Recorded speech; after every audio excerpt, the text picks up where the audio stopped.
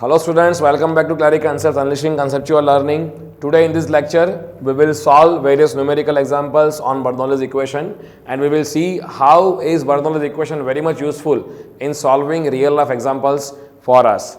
So please pay attention. I think this will be really a good lecture for you to understand the basic concepts of Bernoulli's equation and how to deploy that in solving the real life examples. Okay. So let us continue with the series that we were looking for. So question number 3 right now is water is flowing from a hose attached to a water mains. So there is a hose which is attached to a water mains and water is flowing through that. The velocity of water at the exit of the hose is 13 meter per second. So they say the velocity of water is 13 meter per second.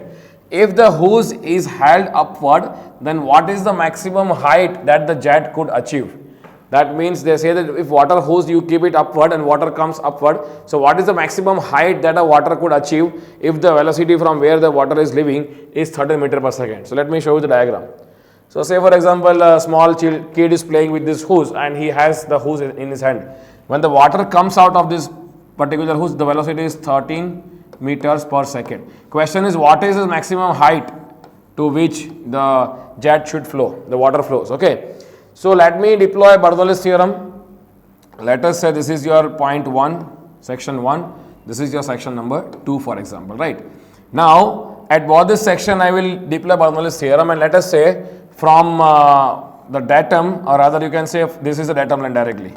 If I take this to be datum line, that means Z1 will go to 0 and let us say the height is small h.